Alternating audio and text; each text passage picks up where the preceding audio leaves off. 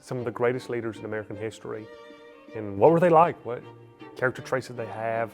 What did they do that made them great? They didn't all start great. I think the first great picture of a person you have to start with is George Washington. He's the easy one that everybody knows about. George Washington, he was basically the whole package. The guy didn't like to lie. He was a good military leader. Of course, he made mistakes, but passing the Delaware against wholly uncertain odds, against a German mercenary army that was certainly more trained and equipped than the Continental Army, in the freezing dead of winter, takes chutzpah, to say the least. He was a man that believed in honor, respect for himself and for others. He also believed in not always taking the credit for things, which is something a lot of people struggle with, I think, today, myself included, everybody. He was very much a believer in team play, and he believed in bringing up his allies. Well, he brought Hamilton up. Hamilton was a nobody that Washington believed was a genius. And if it weren't for Washington, Hamilton would have continued to be a nobody. Washington was a team player.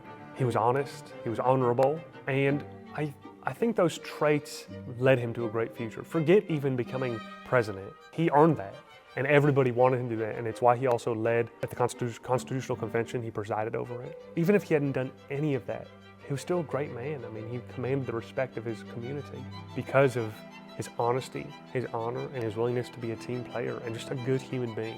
He was a strong proponent of treating others how he wanted to be treated. That's why he treated a lot of people with respect. And again, he didn't like criticism very much, but he also didn't dish out criticism very often either. So that's, I think, one of the great American men. Obviously, there are a great many leaders around the world, and great is a strong term.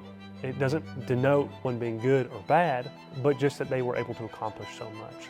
And I think Washington is probably one of the titans behind that. And of course, there are other leaders, regardless of what you think of his policies. Andrew Jackson was certainly a great man and commanded the respect of many a Tennessean, but folks all over the United States. Later, Abraham Lincoln, a larger-than-life figure, also a genius in his own right, and helped essentially a reestablishing of the United States post the Civil War. You have Teddy Roosevelt, Franklin Roosevelt.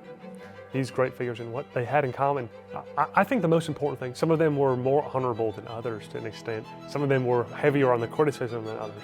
But I think the one trait they all had in common, and this is somebody like Napoleon, who became great but didn't do this.